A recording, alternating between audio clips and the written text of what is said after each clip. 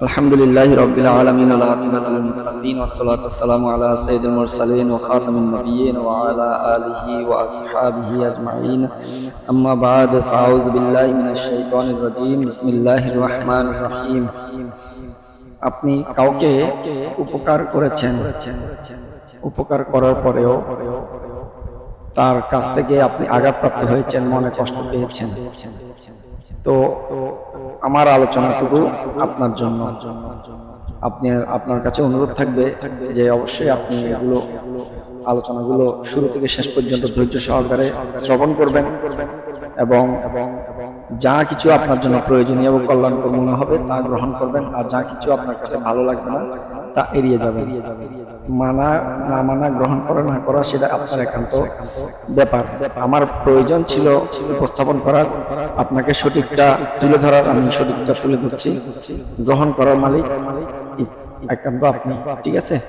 তো আমি যেটা বলবো সেটা হচ্ছে, আমরা সাধারণত যখন কারো উপকার করে থাকি বা যখন কাউকে খুশি করে থাকি বা কাউকে উপহার দিয়ে থাকি, তখন আমরা আমাদের এই আঘাত যে পেয়ে থাকি তাদের কাছ থেকে, এটা যখন আমরা সহ্য করতে পারি না, তার সহ্য করতে না পারার জন্য আমার করণীয় কি, বা সহ্য করতে না পারার যে কষ্টটা, এটা থেকে বেঁচে থাকার আমার জন্য করণীয় যেটা হলো, সেটা এক নম্বর, সেটা হচ্ছে আমি যখন কারো উপকার করব, কাউকে খুশি করব, কাউকে উপহার দেব, তাহলে অবশ্যই আমি যা কিছু করতেছি শুধুমাত্র আল্লাহ তাআলার সন্তুষ্টির জন্যই করতেছি, আল্লাহ এবং তার রাসূল সাল্লাল্লাহু তাআলা আলাইহি ওয়াসাল্লামকে খুশি করার জন্যই করতেছি।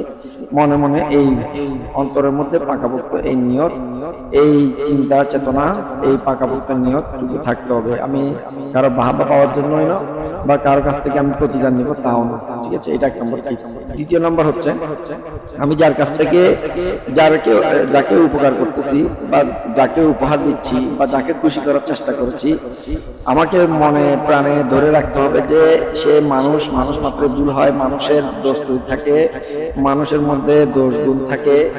সো আমি যে উপকারটুকু করলাম, এই উপকারের বিনিময় স্বরূপ আমি তার কাছ থেকে ভালো আচরণ যেটা আশা করতেছি, তাহলে সেই আচরণটুকু আশা করা, এটা এক প্রকার আমার যে প্রথম নম্বর নিয়ত ছিল যে আল্লাহ এবং রাসূল সাল্লাল্লাহু আলাইহি ওয়াসাল্লামের সন্তুষ্টি হাসিলের উদ্দেশ্যে করছি, সেটাকে কি করে দিচ্ছে, সেটাকে কেটে দিচ্ছে।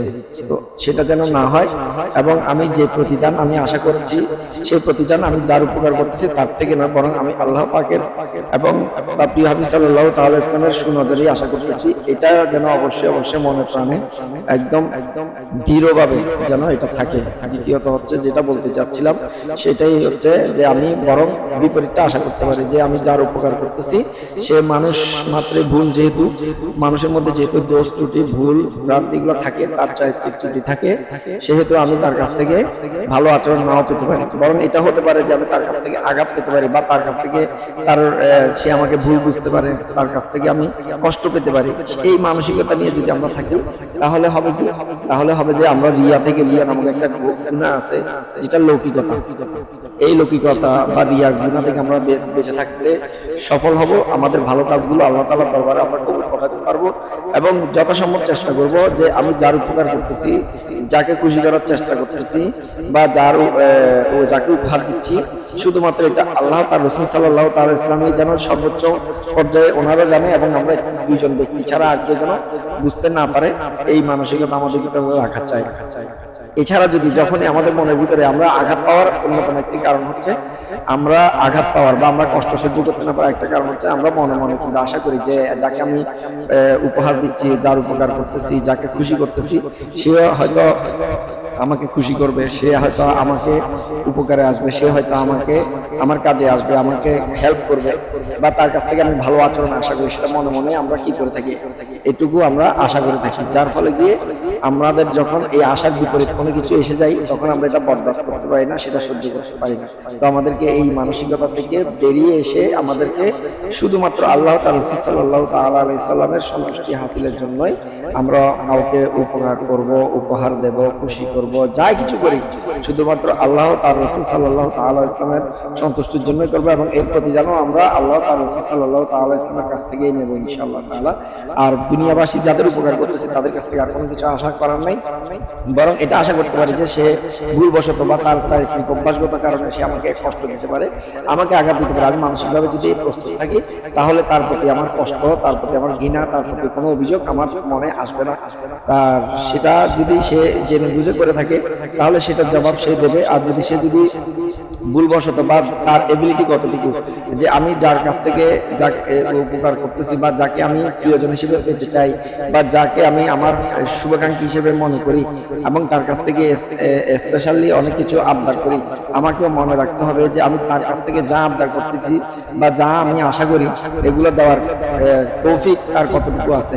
আমরা ওইটুকু মাথা না রেখে যখন আমরা কারোর সাথে সম্পর্ক শুরু করি বা কারোর সাথে আমরা সফর শুরু করি, বা সেটা যেটাই বলেন যে সফর মানি বলতে বোঝাই যেটা হচ্ছে যে আপনি একজনের সাথে ব্যবসায়িক কার্যক্রম শুরু করতেছেন, এটাও একটা সফর। এই সফরের সঙ্গী হিসেবে তাকে যেতে চাচ্ছেন। আপনি কারোর সাথে কাজকর্ম শুরু করতে যাচ্ছেন, এটাও একটা সফর। এই সফর সঙ্গী হিসেবে তাকে যেতে চাচ্ছেন। আপনি বিবাহ শাদী করতে চাচ্ছেন, এটাও একটা সফর। এই সফর সঙ্গী হিসেবে তাকে যেতে চাচ্ছেন। এভরিথিং, যত রকমের বিষয় আছে সকল প্রকারের বিষয়ে মনে করতে পারি আমরা যে একজনকে আমি আমার জীবনের এই যে একটা সম্পর্ক শুরু হচ্ছে, এটা শুরুটা এবং এটা শেষ গন্তব্যটা যেন জান্নাতুল ফেরদৌস পর্যন্ত হয়। এই মানসিকতাটুকু রেখে আমাদের মাথায় রাখতে হবে যে আমি যার উপকার করতেছি, যাকে আমি সঙ্গী হিসেবে পাশে নিচ্ছি, তার কাছ থেকে আমি কোনো কিছু আশা করি না, তাকে শুধু দিয়ে যাব। এটাই তো ভালোবাসা, এটাই তো প্রকৃত ভালোবাসা, এটাই তো হওয়া উচিত। একজন ব্যক্তি নিঃস্বার্থভাবে ভালোবাসার প্রমাণ তো এটাই যে আমি তাকে দিয়ে যাব, আমি তার কাছ থেকে কিছু আশা করবো না। যদিও এসে থাকে তাও এটা আমি আল্লাহ পাকের পক্ষ থেকে নেয়ামত, ঠিক আছে। আর আশা করার পরে যদি দেখা যায় বিপরীত আসে, তখন এটা আমরা শয়তানের কুমন্ত্রণায় পড়ে এটা বরদাস্ত করতে পারি না, এটা সহ্য করতে পারি না। তাই আমাদের উচিত হবে যে আমরা যখনও কারোর সাথে সুসম্পর্ক তৈরি করতে যাবো বা কারোর সাথে আমরা কি দেখবো, কাউকে আমি আমার কাজে অন্তর্ভুক্ত করবো বা কারোর সাথে আমি কোনো কাজকর্ম শুরু করতে যাব, বা আমাদের ফ্রেন্ডলি বলতে পারেন, বন্ধু বান্ধব বলতে পারেন, নতুন বন্ধু তৈরি করছি বা বিবাহ শাদী করতেছি বা নতুন ভাবে ব্যবসায়িক পার্টনার বানাচ্ছি, সকল ক্ষেত্রে আমাদের মাথায় রাখা উচিত যে আমি যাকে আমি আমার কাজের অন্তর্ভুক্ত করছি বা যাকে আমার জীবনের যে গতিধারা সেটার মধ্যে আমি অন্তর্ভুক্ত করছি, তার তৌফিক কতটুকু আছে, তার তৌফিকের উপরে নির্ভর করে আমি আবদার করতে পারি। এই আবদারটুকু যেন এমন না হয় যে তার তৌফিকের বাইরে, তখন সে রাখতে পারলো না আর এতে করে আমার মনে কষ্ট আসলো, আর এই কষ্টের কোনো যৌক্তিক কারণ থাকতে পারে না, ঠিক আছে। এটা অযৌক্তিক কারণ, আর এখানে শয়তানের কুমন্ত্রণা দিয়ে সম্পর্ককে ধ্বংস করে দেয়। তাই আমরা যা কিছু শুনলাম, যা কিছু আলোচনা হয়েছে, এটার উপর থেকে শিক্ষা গ্রহণ করে আমাদের উচিত যে আমরা অবশ্যই আল্লাহ পাকের সন্তুষ্টি হাসিলের উদ্দেশ্যে আমরা এখান থেকে যা কিছু উপকারী ইলম এগুলা আমরা গ্রহণ করব, যা কিছু অপ্রয়োজনীয় বা আমার কাছে ভালো না লাগে তা থেকে এড়িয়ে চলবো। আল্লাহ তাআলা আমাদেরকে সঠিকটা গ্রহণ করে, সঠিক বুঝ ধারণ করে, সঠিকটা আমল করার এবং পাশাপাশি অন্য নিকটে সঠিকটা পৌঁছে দিয়ে তাদেরকে আমল উৎসাহিত করার সেই সৌভাগ্য, সেই তৌফিক, সেই নসিব আমাদেরকে দান করুন। আমিন। বিজাহি নবী আমিন সাল্লাল্লাহু তাআলা আলাইহি ওয়াসাল্লাম। আসসালামু আলাইকুম ওয়া রাহমাতুল্লাহি ওয়া বারাকাতুহু।